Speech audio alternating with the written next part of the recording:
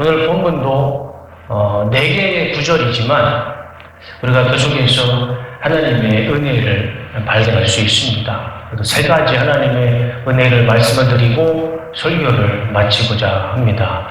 첫 번째는 예수님을 믿어야 하는 이유입니다. 예수님을 우리가 왜 믿어야 되는지 그 이유를 오늘 본문에서 분명하게 말씀해 주고 있습니다. 여러분, 다음 주면 25일 성탄입니다.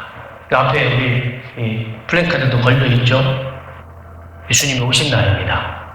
그래서 우리는 예수님이 오신 날을 성탄이라고 얘기합니다. 성탄. 성탄이라는 단어의 의미가 무엇인지 아십니까? 성인 성자의 나을 탄자입니다. 그러니까 성인이 탄생한 날이에요. 딱 맞죠? 우리 예수님이 태어나신 날, 성탄이죠. 예수님은 하나님의 아들이셨고 전지를 창조하셨을 때 그 자리에 계셨던 창조주의 하나님이십니다. 그런데 그분이 왜 사람으로 성탄하셨을까요? 뭐가 아쉬워서? 천지를 창조하신 분이 뭐가 아쉬워서 사람의 몸으로 이 땅에 오셨을까요? 이유가 있지 않겠습니까? 예수님이 그냥 사람의 몸으로 이 땅에 오시지는 않았을 거 아니에요. 이유가 있을 겁니다. 우리는 그 이유를 알아야 되죠. 여러분, 예수님이 이 땅에 오신 그 이유를 우리가 어떻게 알 수 있습니까? 예수님이 이 땅에 오셔서 하신 일을 보면 알 수 있지 않습니까? 그 일을 하시기 위해서 예수님이 인간으로 오셨어요. 그것을 3년 동안 예수님의 제자였던 마태가 아주 가까운 거리에서 예수님이 하셨던 일을 오늘 본문에 말씀해 주고 있습니다. 그게 35절의 말씀이죠. 예수께서 모든 전국과 마을을 두루 다니셨습니다. 예수님께서는 유대인의 회당에서 가르치시기도 하셨고 하나님 나라에 대한 기쁜 소식을 전하기도 하셨습니다. 그리고 온갖 질병과 고통을 치료해 주셨습니다. 이거예요. 자, 오늘 35절 말씀을 한 절씩 한번 자세히 볼까요? 예수님께서 모든 성읍과 마을을 두루 다니셨습니다. 그러면서 무슨 일을 하셨습니까? 첫 번째, 예수님께서는 유대인의 회당에서 가르치시기도 하셨다. 여러분, 제가 예전에 말씀드렸죠. 회당은 유대인들의 정신과 믿음의 랜드마크입니다. 회당이 있는 곳에 유대인이 있었고 유대인이 있는 곳에 회당이 있었습니다. 우리는 교회를 중심으로 신앙생활을 하지만 유대인들은 회당을 중심으로 신앙생활을 했던 민족이었어요. 예수님이 그 회당에서 가르치셨습니다. 무엇을 가르치셨습니까? 율법을 가르치셨죠. 구약 성경을 가르치셨죠. 하나님의 말씀을 가르치셨죠. 첫 번째, 예수님은 하나님의 말씀을 가르치셨습니다. 두 번째, 하나님 나라에 대한 기쁜 소식을 전하기도 하셨습니다. 하나님 나라에 대한 기쁜 소식이 무엇입니까? 천국에 대한 복음이죠. 여러분 기억하십니까? 예수님이 처음으로 천국 복음을 말씀하셨어요. 제가 설교를 했습니다. 예수님께서 유다 광야에서 40일을 금식하시고 그리고 가버나움으로 올라오셔서 처음으로 예수님이 하신 말씀, 그 천국 복음이 무엇입니까? 회개하라, 천국이 가까웠느니라. 이게 예수님이 처음 하신 말씀이에요. 처음 하신 말씀에 천국을 말씀하셨고요, 천국을 말씀하시기 전에 회개를 말씀하십니다. 천국 복음은 회개입니다. 회개에서부터 시작되는 것이 하나님의 나라 천국 복음의 시작입니다. 여러분, 회개라는 단어가 메타노에오라는 헬라어 단어인데 그 뜻이 무엇이냐면 우리의 마음을 바꾸는 게 회개입니다. 우리의 생각, 우리의 뜻을 바꾸는 것, 그것이 메타노에오, 회개라는 단어의 의미입니다. 우리가 죄의 길을 가다가 불순종의 길을 가다가 마음을 바꾸는 것, 생각을 바꾸는 것, 우리의 정신을 바꾸는 것, 발걸음을 바꾸는 것, 그래서 하나님께 돌아오는 것, 의의 길로, 순종의 길로, 거룩한 길로 돌아오는 것, 그것이 회개입니다. 그것을 예수님이 말씀하셨어요. 회개하라, 천국이 가까이 왔느니라. 여러분, 천국 가려면 어떻게 됩니까? 하나님 나라에 가려면 어떻게 됩니까? 우리의 욕심과 우리의 죄들로 갔다가는 갈 수가 없죠. 무슨 수로 우리가 하나님 나라에 갈 수 있습니까? 회개해야죠. 마음을 바꿔야죠. 우리의 발걸음을 바꿔야죠. 하나님께로 돌아와야죠. 그게 천국이잖아요. 천국이, 하나님의 나라가 가까이 왔느니라. 언제요? 회개할 때, 우리의 마음을 바꿀 때, 우리 마음과 정신을 바꿀 때 우리는 천국에 가까이 갈 수 있는 것입니다. 이것을 우리 예수님이 처음으로 말씀하셨어요. 하나님의 나라에 대한 기쁜 소식, 그리고 온갖 질병과 고통을 치료해 주셨습니다. 제가 마태복음 1장부터 지난주까지 우리는 9장의 말씀을 보았습니다. 여러분 기억나시는지 한번 제가 말씀을 드려볼게요. 이 짧은 9장 속에 우리 예수님께서 어떤 기적을 베푸셨냐면, 가버나움의 로마 군대 장교였던 백부장의 중풍병에 걸린 종을 치유하셨습니다. 베드로의 장모의 병을 치유하셨습니다. 거라사 지방에 귀신 들린 사람 2사람을 치료하셨습니다. 배당장 야이로의 죽은 12살 딸 애동딸을 살리셨습니다. 12년 동안 피를 흘리며 살던 조루병 걸린 여인을 치료하셨습니다. 2명의 소경된 자녀들을 뜨게 하셨습니다. 귀신 들려서 말을 못하는 사람의 입을 열게 해주셨습니다. 그 밖에도 4장 24절의 말씀을 보면 사람들은 병든 사람을 모두 데리고 예수님께 나왔습니다. 그들은 여러 가지 병으로 고통받고 있었는데, 통증에 시달리는 사람, 귀신 들린 사람, 간질병에 걸린 사람, 그리고 중풍에 걸린 사람들이었습니다. 예수님께서 그들을 고쳐주셨습니다. 제가 지금까지 말씀드렸던 것, 신약성경 전체 내용이 아닙니다. 마태복음 9장까지만 읽어도 우리가 눈으로 확인할 수 있는 예수님의 역사였고 기적이었습니다. 예수님은 가는 곳마다 사람들을 고치시고 치료하시고 회복하시고 귀신을 내쫓은 일들을 하셨습니다. 마태복음 9장까지만 보아도. 이 3가지 이유, 이것 때문에 예수님께서 이 땅에 사람의 몸으로 오셨던 것이죠. 여러분 생각해 보세요. 저거 외에 우리 예수님이 하신 것이 또 있을까요? 하나님을 말씀을 가르치셨고, 천국의 복음을 선포하셨고, 아픈 자들, 병든 자들, 귀신 들린 자들을 고쳐주셨습니다. 그게 우리 예수님이 하셨던 일이었고, 저 이유 때문에 우리 예수님께서는 성탄하셨던 겁니다. 그리고 우리가 예수님을 믿어야 하는 이유가 바로 저기에 있습니다. 그렇지 않습니까? 예수님께서 전하시는 하나님의 말씀을 우리가 들어야죠. 그래야 하나님을 알 수 있지 않습니까? 그리고 예수님께서 전하시는 천국 복음을 들어야죠. 그래야 우리가 천국 갈 수 있지 않습니까? 예수님이 뭐라고 말씀하셨어요? 회개하라. 그럼 우리 회개해야죠. 마음을 바꾸고 뜻을 바꾸고 발걸음을 바꿔서 하나님께로 돌아와야죠. 그래야 우리가 천국에 갈 수 있지 않습니까? 그리고 예수님께서 병든 자들을 치유하셨습니다. 삶과 인생의 고통과 괴로움 속에 있는 사람들을 치유하시고 고치시고 회복시키셨습니다. 우리가 그것을 믿어야죠. 왜요? 우리도 예수님 안에 우리의 회복이 있고 치유가 있고 고침이 있고 구원이 있고 생명이 있기 때문에 우리가 예수님을 믿어야 되지 않겠습니까? 저 9장 35절 한 절 말씀만이라도 우리는 예수님을 믿어야 할 이유가 충분합니다. 차고 넘칩니다. 저는 예수님을 믿지 않고 우리가 어떻게 살아갈 수 있습니까? 우리가 어떻게 하나님을 알고 우리가 어떻게 천국에 갈 수 있고 우리가 어떻게 회복과 치유와 고침을 받을 수가 있겠습니까? 예수님이 이 땅에 오신 이유, 그 이유는 우리는 예수님을 믿어야 할 이유가 충분한 것입니다. 두 번째로 예수님이 사람을 고치시는 이유입니다. 여러분, 예수님이 사람으로 오셔서 가장 많이 하셨던 사역이 뭐냐면 사람을 고치시는 거였어요. 신약성경을 여러분 유심히 보시길 자세히 보세요. 예수님이 누구와 함께 하셨는지. 가장 많이 함께 계셨던 사람들이 병자였어요. 아픈 사람들. 인생의 어려움 속에 있는 사람. 사람의 모습으로 오셔서 예수님은 사람을 고치셨습니다.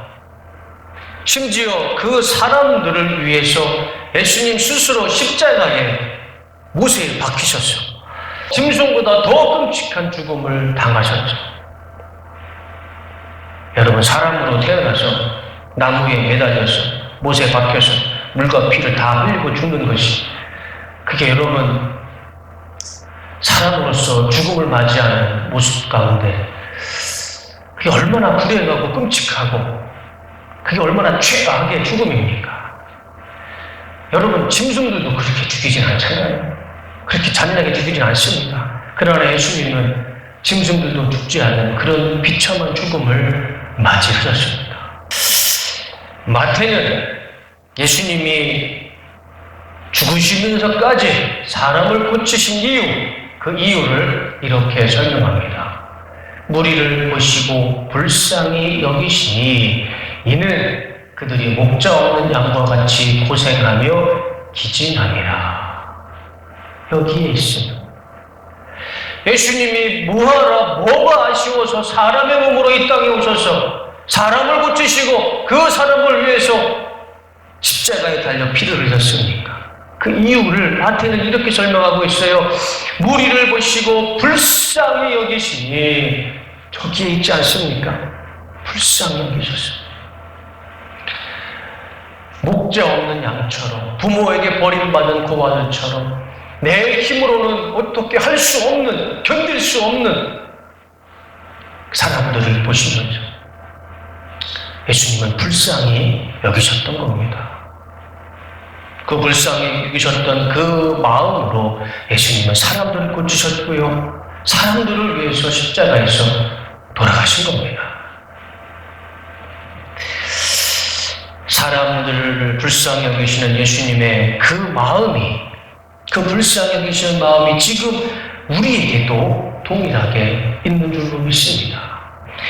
우리가 예수님 앞에 이렇게 기도를 해야 할 필요가 있어요. 예수님, 주님, 우리를 불쌍히 여겨주시옵소서. 주님, 우리의 가정을, 우리의 부모를, 우리의 자녀를 불쌍히 여겨주시옵소서. 주님, 우리의 부대를 불쌍히 여겨주시옵소서. 주님, 우리 교회를, 우리 한국교회를, 우리 이 대한민국을, 이 민족을 불쌍히 여겨주시옵소서. 우리가 기도할 때에 불쌍히 여기시는 예수님께서 우리의 기도를 반드시 응답해 주실 줄로 믿습니다. 마지막으로 세 번째는 예수님의 은혜 받은 자가 해야 할 일입니다.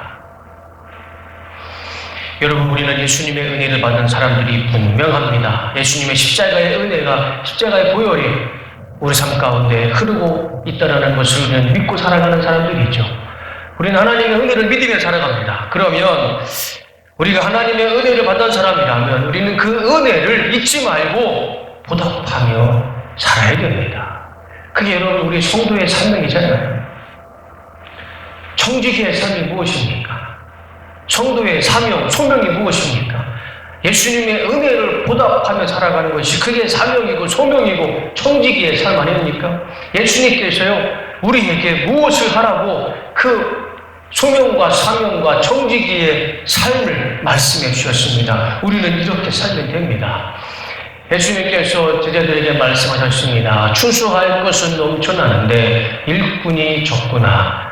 그러므로 추수할 밭의 주인에게 간청하여 일꾼들을 추수할 밭으로 보내달라고 하여라. 예수님께서 말씀하십니다. 제자들에게 말씀하셨죠. 추수할 것은 넘쳐나는데 일꾼이 적구나. 예수님의 탄식이지만, 한숨이지만 저게 우리를 향한 예수님의 사명이고 소명이고 저것이 바로 청지기의 삶의 모습이죠. 추수하는 일꾼들의 삶. 여러분, 우리는 저 예수님의 탄식과 한숨을 우리는 나몰라라 하며 살지 말자고요. 예수님께서 우리를 부르시며 우리에게 은혜를 주시는 이유가 무엇이겠습니까? 저기 있지 않습니까? 추수할 것은 넘쳐나는데 일꾼이 적구나. 그 일꾼, 추수해야 할 일꾼, 그것이 바로 우리가 되어야 되지 않겠습니까? 여러분, 작년에 한국 리서치 통계가 나왔어요. 잘 보시면, 작년에 통계를 보시면 우리 한국 사람들의 10명에 5명은 종교가 없습니다. 종교가 없어요. 그리고 우리 개신교 20%입니다. 그렇죠? 20%. 근데 저 20% 안에는요, 신천지도 있고요, 통일교도 있고, 뭐 구원파도 있고 다 들어가 있어요. 그러니까 실제적으로 우리 대한민국에서 기독교의 퍼센트가 10%, 많아야 15%. 그러니까 10명 중에 1명 정도가 하나님을 믿으며 살아가는 현실입니다. 많은 거 아니죠. 많지 않습니다. 그리고요, 저 종교 연령대를 보면요, 10대, 18세에서 29세, 그러니까 여러분들 세대, 지금 소위 말하는 MZ 세대가 가장 많이 종교가, 신앙이 없어요. 67%입니다. 거의 70%가 지금 10대와 20대는 종교가 아예 없어요. 그냥 나를 믿고 살아가는 겁니다. 다행히 이 자리에 있는 여러분들은 정말 복된 사람들이 통계가 보여주고 있잖아요. 여러분들 아실 겁니다. 여러분들 교회 다녔던 교회에 잘 보시면 청년부가 사라졌어요. 청소년부, 중고등부가 사라졌습니다. 주일학교는요, 예전부터 사라졌어요. 95년도에 대학교를 들어갔더니 어디죠? 오리엔테이션을 하는데 교회 학교 정문에서부터 학교 본부까지 길 가운데 부스를 쫙 만들어 놨는데 동아리 거의가 3분의 2가 기독교 동아리였어요. 어떤 동아리에서는 기타를 치면서 그 캠퍼스에서 찬양을 부르고 복음성가를 부르는 전노지를 나눠줍니다. 사역일을 합니다. 그런데 여러분 대학교 입학해서 그런 모습 보셨습니까? 캠퍼스에서 기타 치면서 찬양하는 선배들을 봤습니까? 혹시라도 한 명이라도 CCC든 어디든 예술단이든 선교단체에서 여러분들 붙잡고 사역이나 복음을 전한 적이 있으십니까? 있겠죠. 신천지들은 합니다. 이단들은 열심히 합니다. 그런데 그런 모습들이 사라졌어요. 대학교에서 그런 모습들이 사라졌어요. 제 친구가 서울대학교에서 간사를 하는데 이 친구가 그만뒀어요. 왜냐하면 간사를 하는데 서울대 학생들이 더 이상 기독교 동아리에 오지를 않는답니다. 아무리 전도를 하고 아무리 전단지를 뿌려도 안 온답니다. 서울대학교에 기독교 동아리가 사라졌어요. 저 통계가 보여주고 있지 않습니까? 10대, 20대 여러분들 세대가 하나님을 떠나고 있어요. 2000년 전에 예수님이 탄식하시며 한숨을 쉬시며 추수할 것들은 많은데 곡식들은 많은데 일꾼이 없다라고 탄식하셨는데 그 탄식이요 지금 2000년이 지났어요. 근데 지금도 그 예수님의 탄식과 그 예수님의 한숨은 그대로 똑같이 나타나고 있다는 겁니다. 여러분, 뭐가 달라졌나요? 달라진 거 하나도 없어요.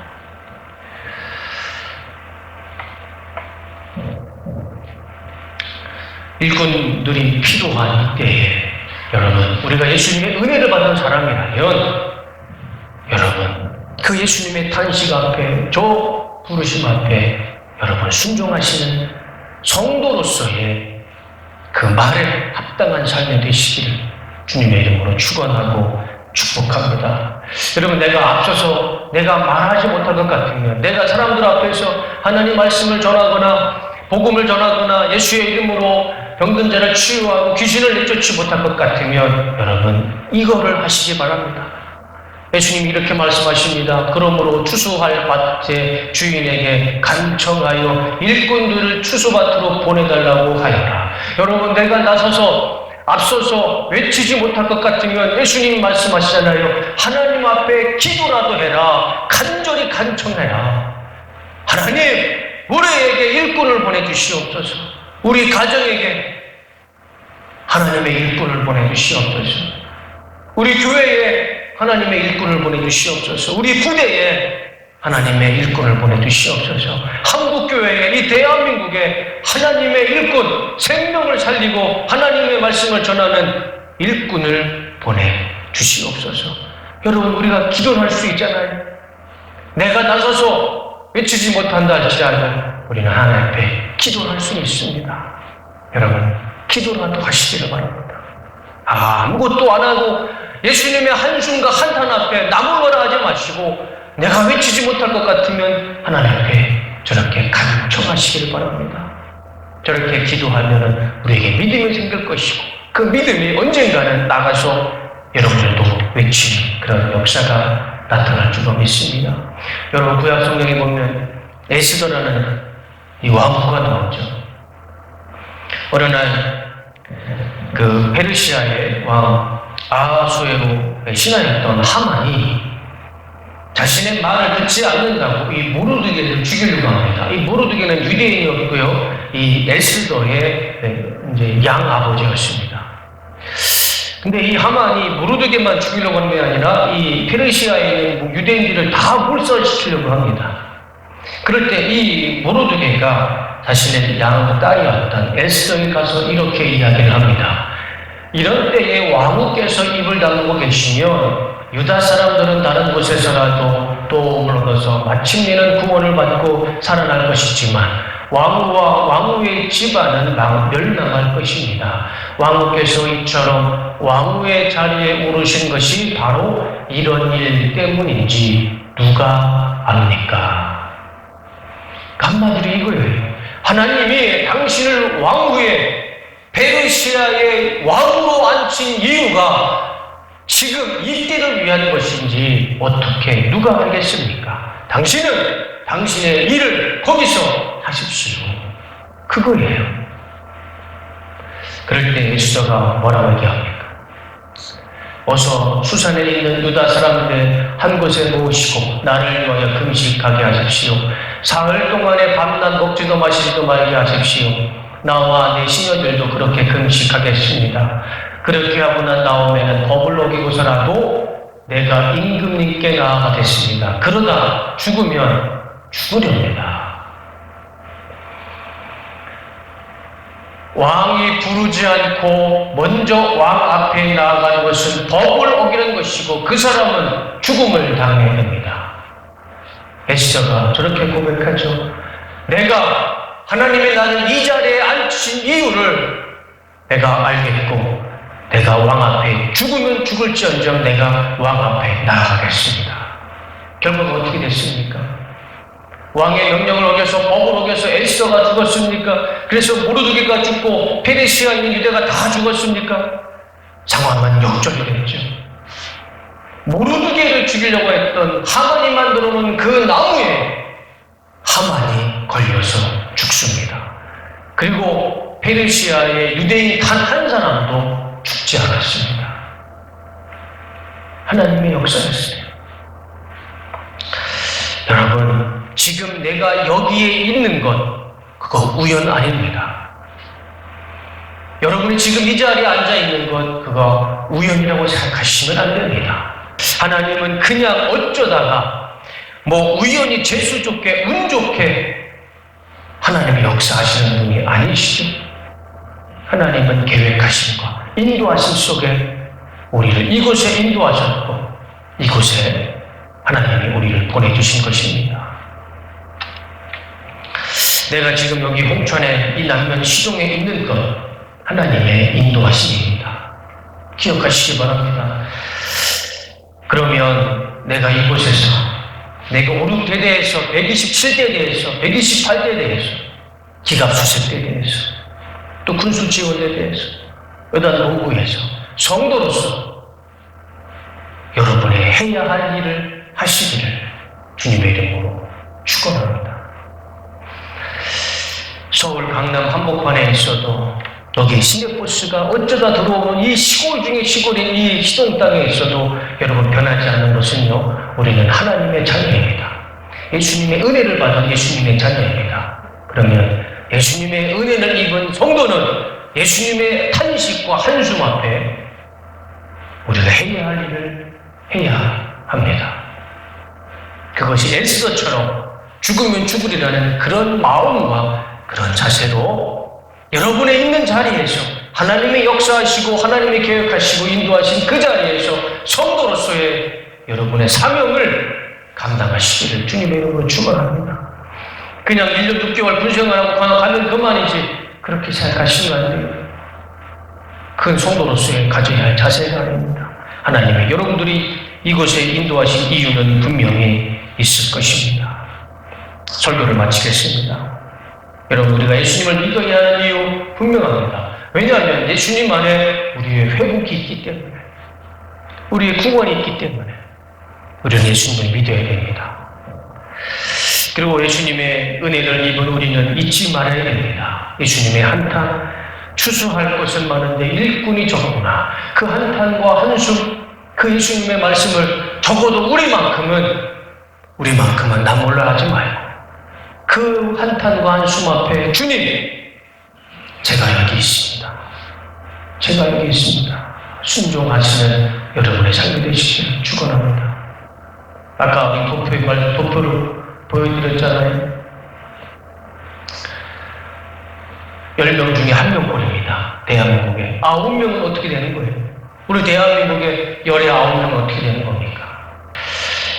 지난번에 회단장님과 만났을 때 우리 부여단 전체가 1,500명이 된다고 합니다. 여러분, 1,500명 중에 하나님 앞에 나와서 예배드리는 인원은 100명이 안 돼요. 나머지 1,400명은 어떻게 되는 겁니까? 추수할 생명들은 많은데 일꾼이 적지만 그래도 여러분들이 있기 때문에, 우리가 있기 때문에 우리 구회단에는 희망이 있는 줄로 믿습니다. 여러분들이 그곳에서 성도의 역할을 충실하게 하실 때 하나님께서 여러분들을 통해서 하나님의 놀라운 생명의 은혜, 생명의 열매들이 나타날 줄로 믿습니다. 2012년이 이제 얼마 남지 않았죠. 남은 이 한 해 동안 성도로서 내가 무엇을 해야 되는지, 또 내 남은 군생활 동안 내가 이곳에서 무엇을 해야 되는지 하나님 앞에 결단, 또 순종하고 행동으로 옮기셔서 하나님 앞에 하나님의 뜻을 이루는 군생활, 또 성도의 삶을 되시길 주님의 이름으로 축원하고 축복합니다. 우리 이 시간 잠시 하나님 앞에 기도하는 시간 갖도록 하겠습니다. 믿는 자에게는 이런 표적이 따르리니 곧 그들이 내 이름으로 귀신을 쫓아내며 새 방언을 말하며 뱀을 집어 올리며 무슨 독을 마실지라도 해를 받지 아니하며 병든 사람에게 손을 얹은 즉 나으리라. 주님께서 말씀해 주셨습니다. 이 말씀에 순종하여 이 시간 주님의 성도들 머리 위에 믿음으로 손을 얹고 기도하오니 우리 안에 있는 모든 악한 것을 쫓아내 주시옵소서. 우리에게 성령의 은사와 성령의 기름을 부어 주시옵소서. 우리의 육체와 마음의 모든 아픔과 질병들을 치유하시고 고쳐주시고 회복시켜 주시옵소서. 이번 한 주간 하나님의 인도하심과 보호하심을 간절히 소망하고 기도하오니 이번 한 주간에도 하나님의 보호하심과 인도하심 속에 날마다 기쁨과 감사가 넘치는 한 주간의 삶이 될 수 있도록 우리를 축복하시고 인도해 주시옵소서. 이제는 우리 주 예수 그리스도의 십자가의 은혜와 하나님 아버지의 무한하신 사랑하심과 성령님의 거룩하게 역사하심과 인도하심이 오늘 하나님 앞에 온전히 주의 정직의 삶을 살고자 결단하고 돌아가는 모든 주님의 자녀들 머리 위에, 그리고 그 가족 위에, 그리고 이 나라 이 민족 위에 지금부터 영원토록 함께 하시기를 간절히 축원하옵나이다. 아멘.